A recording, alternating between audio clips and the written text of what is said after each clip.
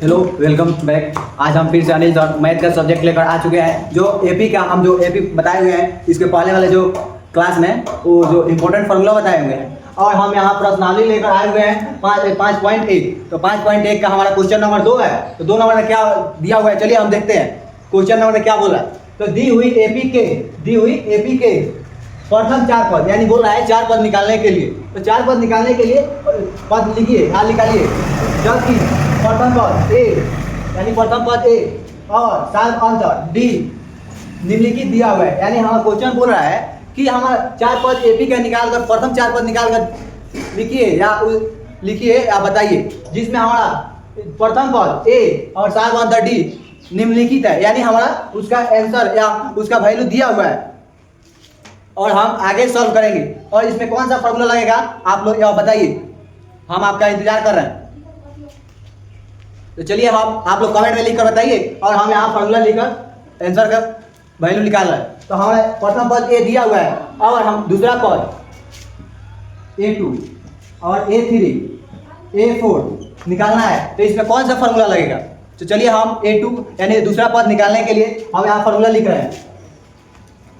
A2 = A + n-1 गुने D. क्या हम इसका एक और फॉर्मूला लिख सकते हैं? आप लोग कमेंट में बताइए, यस या नो। तो चलिए हम और देखते हैं। जो हमारा यहाँ दूसरा पद निकाल रहे हैं, जो n का वैल्यू है, और हमारा यहाँ d में हम 1 गुना कर सकते हैं 1 कम करके। तो चलिए हम देख रहे हैं A2 के लिए सब ऐसा भी करेंगे, या A + 1 गुने डी।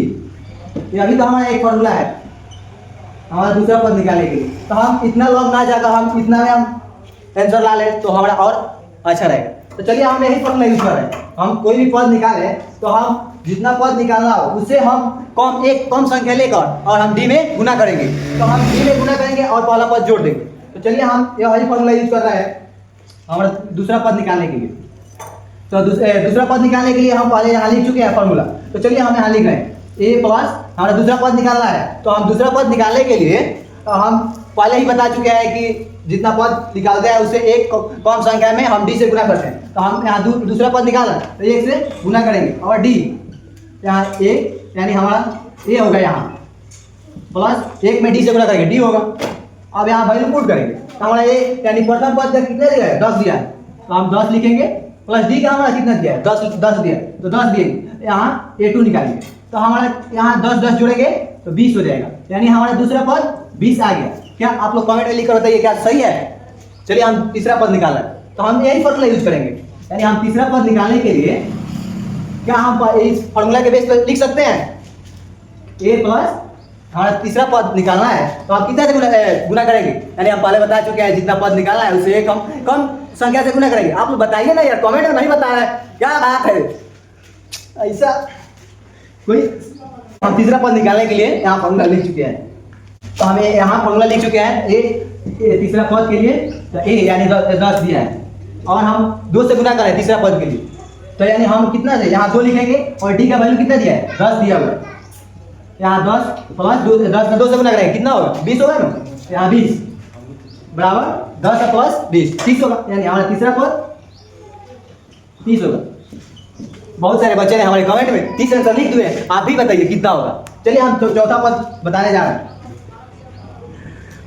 चौथा पद के लिए फॉर्मूला क्या यूज करेंगे? चौथा फॉर्मूला पहला ही बता चुके हैं, इसमें सोचने की क्या बात है। जितना पद जो पद हम निकाल रहे हैं वो पद से एक संख्या कम में डी से गुना कर देंगे, या पहला पद जोड़ देंगे, यानी हमारा ए प्लस, यानी चौथा पद निकालना है तो हम तीसरा पद यानी 3D, यानी हमारा ए का वैल्यू कितना है? 10 है, और प्लस और 3 से गुना कर देंगे, और डी का वैल्यू यहाँ लिख देंगे 3D, और यहाँ डी में सॉरी डी 3 में डी का वैल्यू लिख कर 3 से गुना कर देंगे। तो हम 10 प्लस 3 में 10 से गुना करेंगे 30 होगा। A4 यानी हमारा चौथा पद में आप निकालेंगे आंसर कितना होगा? यानी 10 प्लस 30 40 होगा। यानी हमारा चौथा पद भी 40 निकल चुका। तो हम इसको फाइनली लिखने चल रहे हैं, यानी हमारा जो बता रहा है इसको हम सजा कर लिखेंगे। मान लीजिए कोई भी काम किया जाता है तो उसको आशय विस्तारित रूप में किया जाता है और इसको सजा कर लिखा जाता है। तो आप लोग कमेंट बताइए क्या सही हम सजा कर लिखेंगे? सही बताइए। तो चलिए हम देख रहे हैं यहाँ पे, यानी बोल रहे हैं क्या, प्रथम 4 पद, प्रथम 4 पद, प्रथम 4 पद बताए, लिखिए। तो हमारा A1, A2, A3, A4।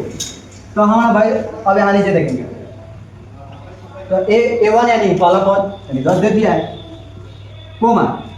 A2 यानी हाँ दूसरा पद के लिए 20 दिया हुआ है, तो हम 20 हो जाएगा मेरा। और तीसरा पद यानी 30 दिया हुआ है, और चौथा पद के लिए 40। क्या मेरा सही है? सही अगर आपको कमेंट में बताइए, और बताइए कि हम समझ में आया है। और हम दूसरा नंबर क्वेश्चन लेने चल रहे हैं, और इसमें दूसरा नंबर क्वेश्चन तो अभी बनाएंगे जब आप लोग कमेंट में बताइए कि सर हमको समझ में आया है। आप लोग कमेंट में जल्द से जल्द बताइए, और उसके बाद हम दूसरा नंबर क्वेश्चन लिखने चल रहे हैं। चलिए हम आ चुके हैं दूसरा नंबर। और क्या आप बताइए, हम 1 नंबर तक क्वेश्चन बता दिए हैं, और यहाँ 2 नंबर क्वेश्चन क्या दिया है, तो A का वैल्यू दिया है -2 और D का वैल्यू 0 दिया है। 3 नंबर क्वेश्चन में दिया है A का वैल्यू 4 और D का वैल्यू -3। चौथा नंबर क्वेश्चन है कि A का वैल्यू -1, D का वैल्यू 1/2, और पांचवा पद में दिया हुआ है A का वैल्यू -1.25 और D का वैल्यू -0.25। यह आप लोग सॉल्व करके बताइए, और यह बताइए कि सर हमको नहीं समझ में आया, तो हम आप लोगों के लिए फिर से बनाकर हम अपने चैनल पे इसको डाल देंगे। और जो समझ में नहीं आए हमें कमेंट सेक्शन में लिख कर बताइए।